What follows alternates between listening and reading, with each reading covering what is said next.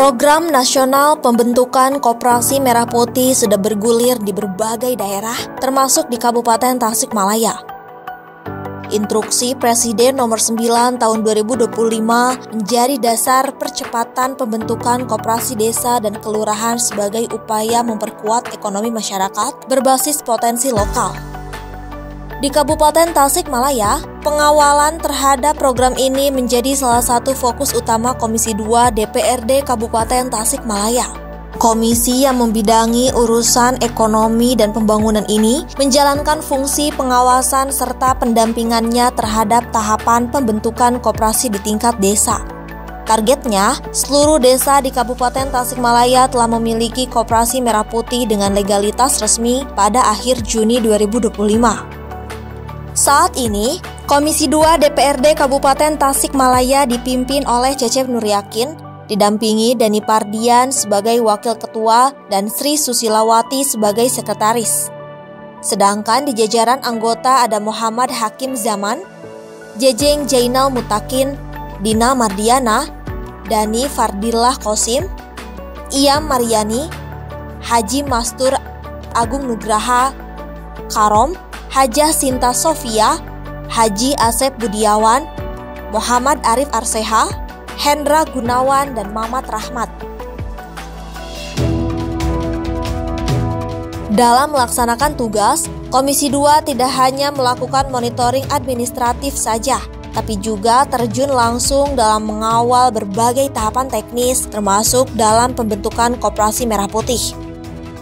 Para anggota Komisi 2 senantiasa ikut berpartisipasi mulai dari musyawarah desa yang melibatkan kepala desa, BPD, dan tokoh masyarakat, proses verifikasi hasil keputusan musyawarah, hingga pengurusan badan hukum koperasi yang nantinya menjadi dasar operasional kelembagaan. Tak hanya itu, Komisi 2 juga turut mendorong agar setiap desa membentuk koperasi dengan mekanisme yang partisipatif dan menyesuaikan dengan kondisi setempat. Pengurus koperasi dipilih secara terbuka melalui musyawarah dan prosesnya diawasi guna memastikan berjalan transparan dan sesuai peraturan. Meski belum semua desa memiliki kesiapan yang sama, pendekatan adaptif menjadi bagian dari strategi Komisi 2 agar tidak ada wilayah yang tertinggal dalam prosesnya. Kabupaten Tasikmalaya dikenal sebagai daerah yang memiliki sejarah panjang dalam pengembangan koperasi. Di masa lalu, banyak desa telah memiliki koperasi unit desa, koperasi pertanian, maupun koperasi simpan pinjam yang cukup aktif. Komisi 2 melihat sejarah ini sebagai modal sosial penting yang dapat dikembangkan kembali dalam bentuk kelembagaan koperasi modern, sesuai dengan semangat program Merah Putih. Selain fokus pada aspek kelembagaan dan legalitas, Komisi 2 juga memberi perhatian pada kesiapan sumber daya manusia di tingkat desa. Proses musyawarah tidak hanya menjadi sarana pembentukan koperasi, namun juga dijadikan sebagai ruang untuk edukasi mengenai prinsip dasar koperasi, struktur organisasi, serta fungsi kelembagaan. Dalam beberapa kasus, Komisi 2 juga terlibat dalam memfasilitasi pelatihan dasar manajemen koperasi melalui kerjasama dengan dinas teknis terkait. Langkah-langkah tersebut merupakan bagian dari komitmen Komisi 2 DPRD Kabupaten Tasikmalaya untuk memastikan bahwa koperasi yang terbentuk nantinya benar-benar mampu berjalan secara mandiri dan berkelanjutan. Ke depan, Komisi 2 juga berencana melakukan monitoring menyeluruh terhadap koperasi-koperasi yang telah terbentuk.